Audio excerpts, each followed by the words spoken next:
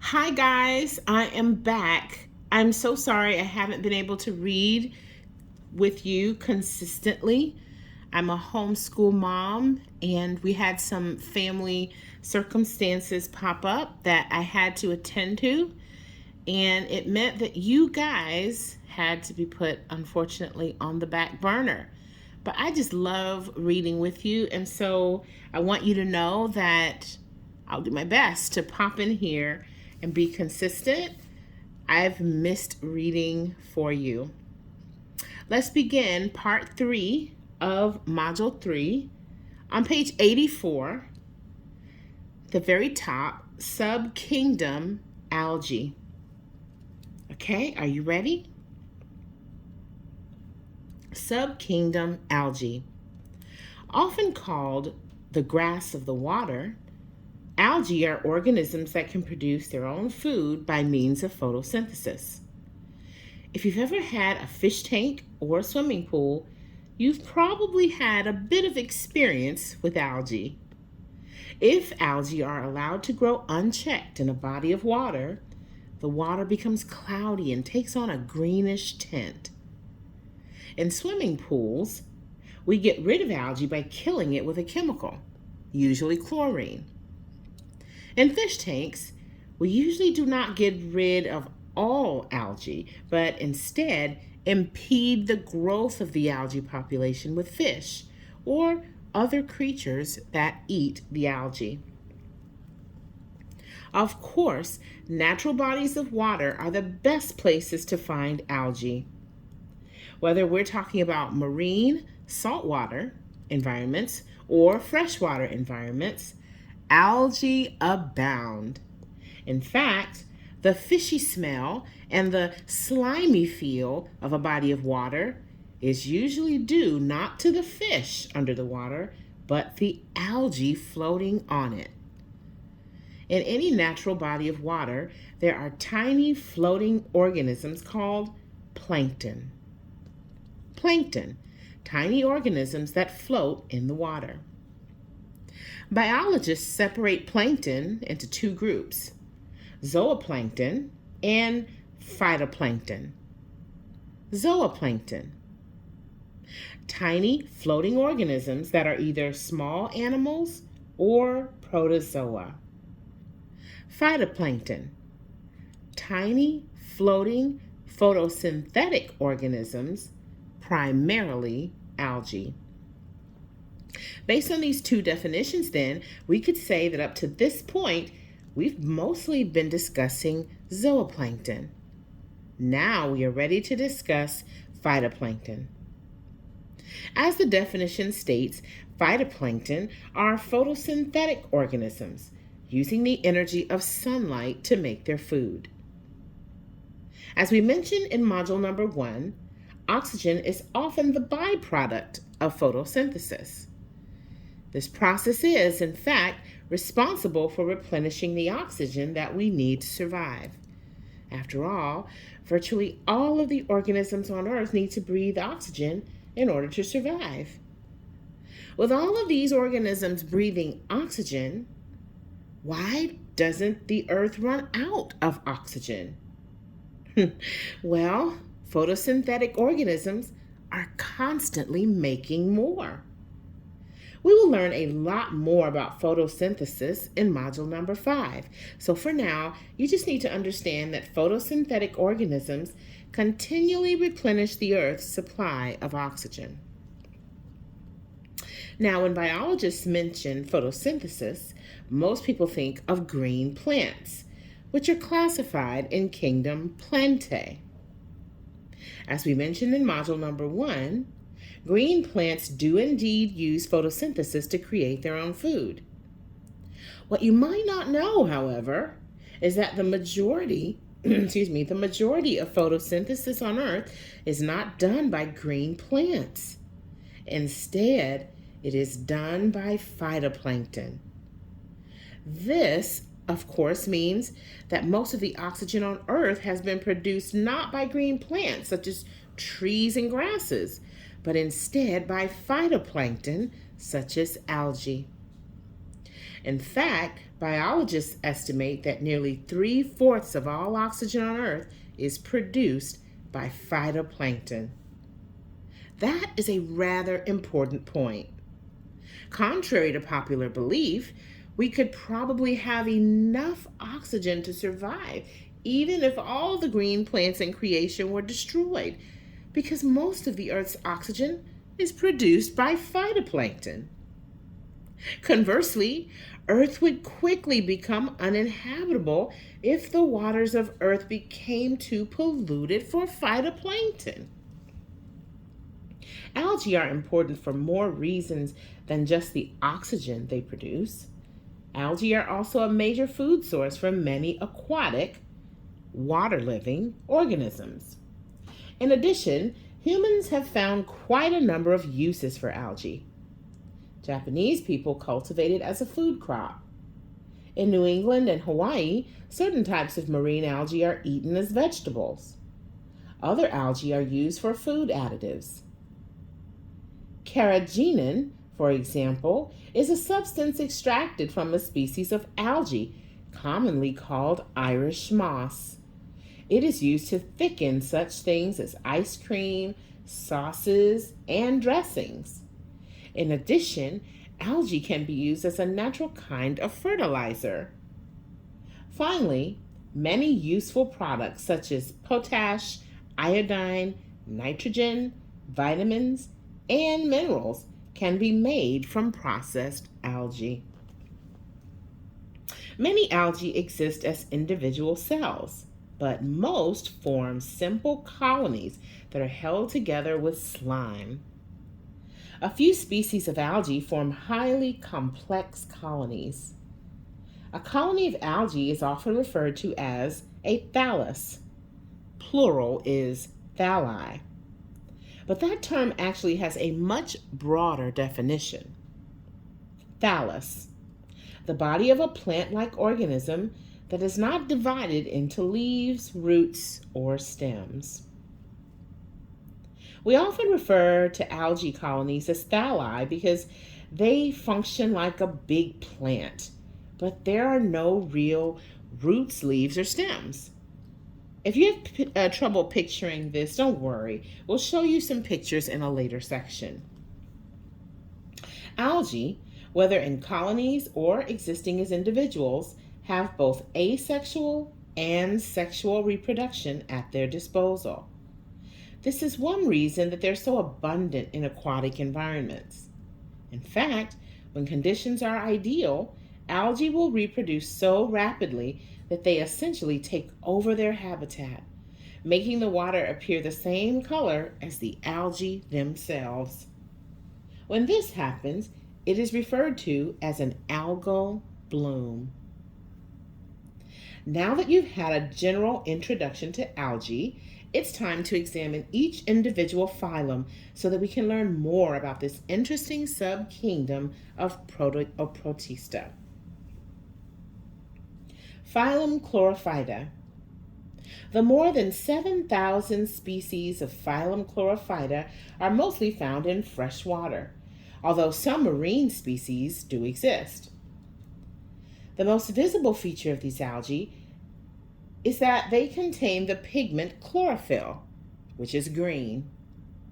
As a result, they are often referred to as green algae. Just like the members of genus Euglena, members of this phylum store their chlorophyll in organelles called chloroplasts. Despite their name, most members of this phylum also have yellowish pigments called carotenoids, making them appear yellowish green. The other distinguishing feature of this phylum is that its members have cell walls made of cellulose. We will learn more about cellulose in module number 5.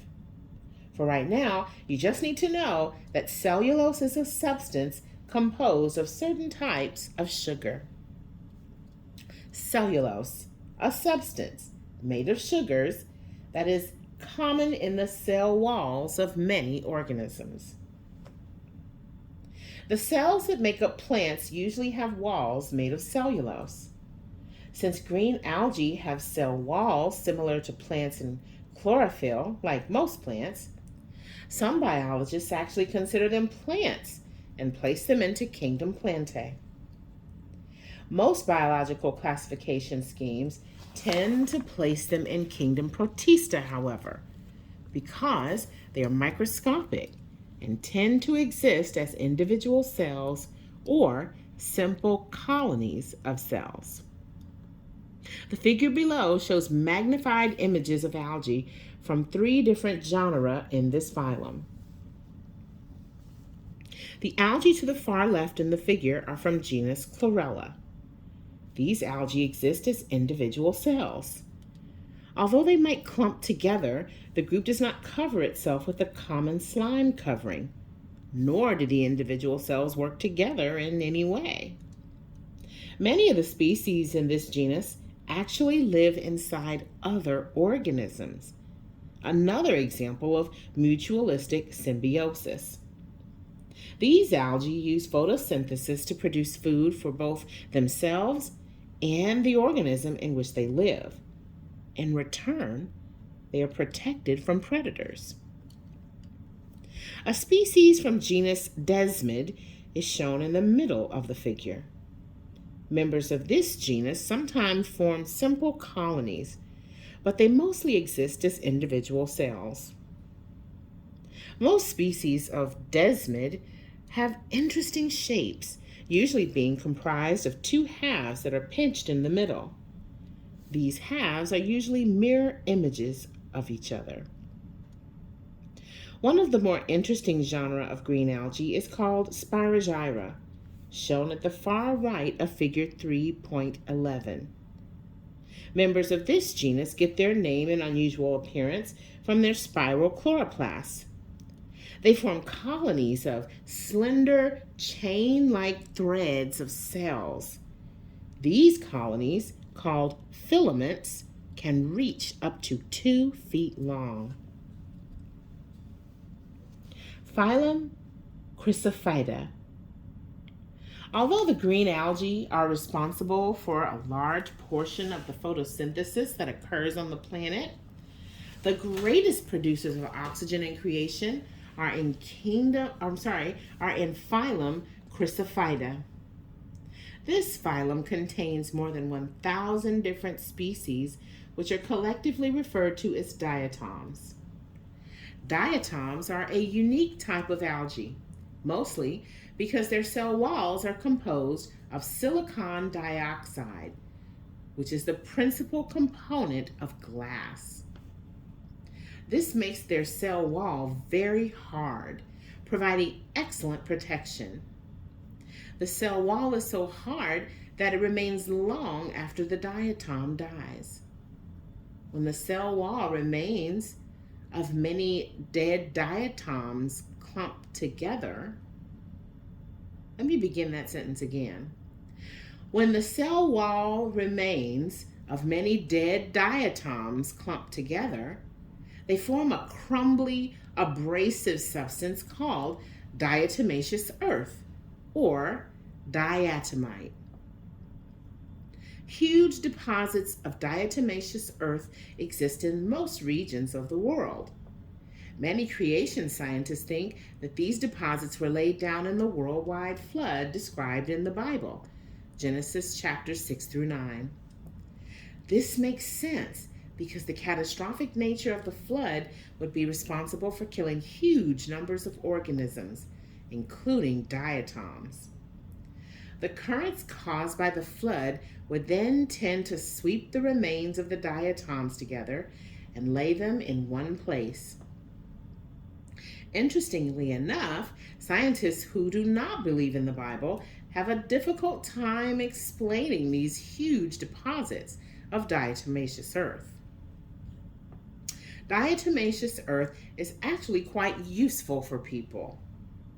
Large amounts of it are used by industry as a means of filtering liquids. It is also used as an abrasive. For example, most toothpastes contain an abrasive that helps clean and polish your teeth. Diatomaceous earth is often the abrasive of choice. Finally, crawling insects can be killed by laying down a thin coating of diatomaceous earth. As the insects crawl over the hard, jagged cell walls of these dead diatoms, it cuts their abdomens, killing them. The figure below contains magnified images of some diatoms. If you look at the diatom on the far right side of the figure, you'll see that there are small light ovals inside the darker part of the organism. Although some people mistake these for flaws in the picture, they are, in fact, another interesting feature of diatoms. When diatoms have excess food, they do not store it in food vacuoles as many other members of King Protista do. Instead, they convert it into oil. The drops that you see in the figure are oil drops, which are stored food for the diatom. Although diatoms make up a large part of phylum Chrysophyta, there are other organisms that belong to this phylum. Genus Diabrinae, for example, contains algae that form colonies. These colonies typically contain a few special cells called holdfasts, which are designed to hold onto objects in the water, such as rocks. Holdfast, a special structure used by an organism to anchor itself. These holdfasts form long strands that attach to a surface in the water, acting like an anchor. The colony is then not at the mercy of the currents. When a colony uses holdfasts, it is usually called a sessile colony. Sessile colony, a colony that uses holdfasts to anchor itself to an object. If you were unfortunate enough to drink water that contained Diabrinae, it would taste fishy and feel quite slimy on the tongue. Phylum Pyrophyta. Phylum Pyrophyta contains a group of single-celled creatures that are often referred to as the dinoflagellates. They get their name because most species have two flagella, one of which is in a groove that encircles the cell. The figure below shows a drawing of dinoflagellate. Some of these organisms are heterotrophic. Some are photosynthetic, and they mostly inhabit marine waters. Like the green algae, their cell walls are composed of cellulose. The dinoflagellates that are photosynthetic are an important source of food for many aquatic organisms, including other forms of plankton. The most important thing to remember about the dinoflagellates, however, is that certain species, Gymnodinium brevis, I'm still learning how to read, guys. Gymnodinium brevis, for example, frequently bloom in nutrient-rich waters. I'll read that sentence again. The most important thing to remember about dinoflagellates, however, is that certain species, Gymnodinium brevis, for example, frequently bloom in nutrient-rich waters. Because the species are reddish-brown in color, their bloom tends to turn the water red in their immediate vicinity. As a result, these blooms are often called red tides. Red tides are very deadly to other marine creatures. Hundreds of thousands of fish can be killed in a single bloom of Gymnodinium brevis because these organisms emit a toxin into the water. Under normal conditions, there are few enough dinoflagellates that the toxin never reaches levels that are dangerous to marine creatures. During a dinoflagellate bloom, however, the toxin reaches deadly proportions. Interestingly enough, although fish and most other marine life find red tides deadly, clams, oysters, and mollusks are immune. Unfortunately, the toxin emitted by the dinoflagellate does build up in their bodies. As a result, heterotrophs that eat clams, oysters, or mollusks which were exposed to a red tide can become poisoned. Some human deaths can be attributed to eating clams, oysters, or mollusks that have been in a red tide. This is why seafood restaurants refuse to serve such dishes when a red tide occurs in the area from which they get their supplies. Phylum phaeophyta. Phylum phaeophyta. Up to this point, the protozoa and algae we have studied have been single-celled creatures that exist either as individuals or as members of simple colonies. In fact, one of the classification rules you learned in module number 1 says that kingdom Protista includes eukaryotic organisms made up of a single cell or a simple association of single-celled organisms. Well, hopefully by now you've seen that every classification rule has its exceptions. We can hardly discuss anything about a kingdom or phylum without using phrases like usually or most of the organisms. Well, the last two phyla we will discuss are exceptions to the general description of the members of kingdom Protista. Phylum phaeophyta is made up of about 1,500 species of multicellular organisms that inhabit the cold ocean waters. Now, let's make sure that you understand the difference between a colony of single-celled organisms and a multicellular organism. In a colony of single-celled organisms, each organism can exist on its own. Although cells tend to group together for mutual protection and other such benefits, if a cell is split away from its colony, it can survive. In addition, although the cells tend to live together, they mostly perform life functions independently. They may secrete mucus that covers the entire colony, and they may move together as a group, but they perform the majority of life functions without help from the other members of the colony.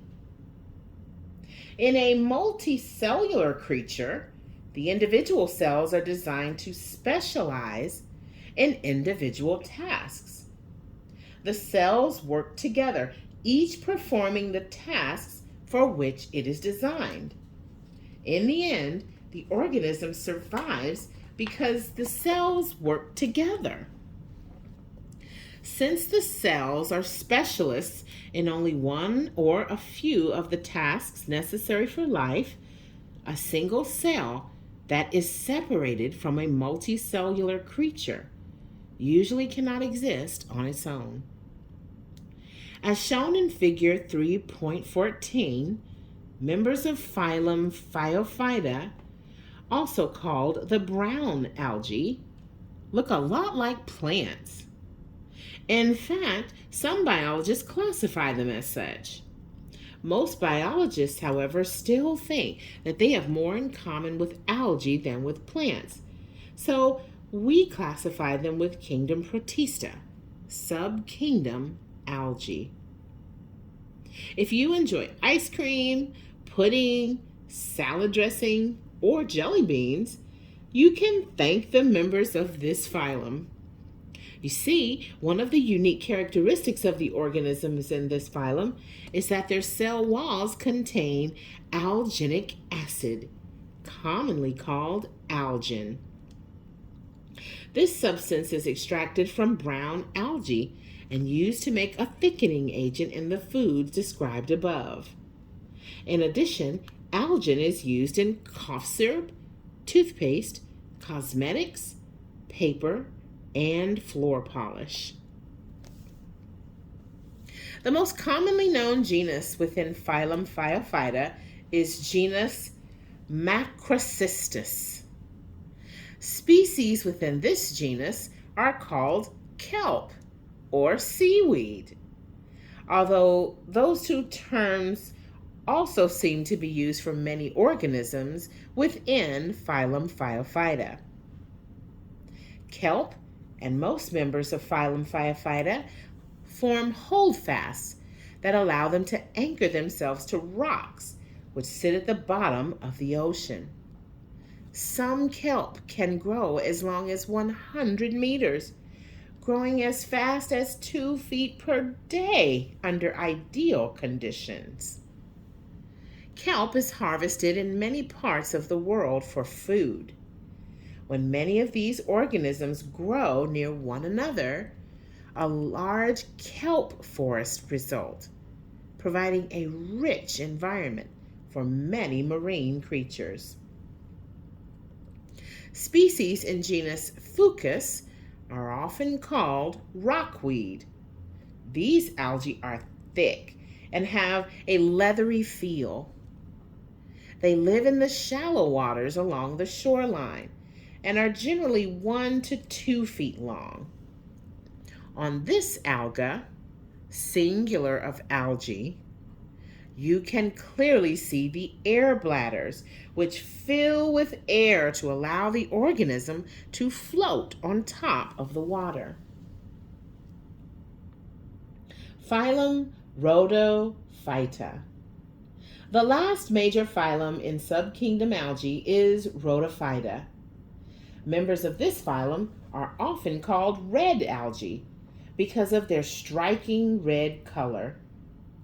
People often get these algae confused with the dinoflagellates because they know that some dinoflagellates cause red tides. The only thing that the red algae have in common with those dinoflagellates, however, is their color. Like the brown algae, members of phylum Rhodophyta are multicellular. Unlike the brown algae, however, they tend to live in warm marine waters rather than cold. Figure 3.15 shows 2 members of phylum Rhodophyta. The specific species of Corallina shown in the figure is C. officinalis, which is often called coral weed. It gets that name because it looks and even feels a lot like coral, a group of organisms common to warm waters. You will learn about coral later in the course. Members of genus Hildenbrandia, the red splotches on the rock in the figure, are thin algae that grow in clumps on underwater surfaces. To finish your study of subkingdom algae, perform the following experiment. If you do not have a microscope, please read through the experiment to get an idea of what it covers.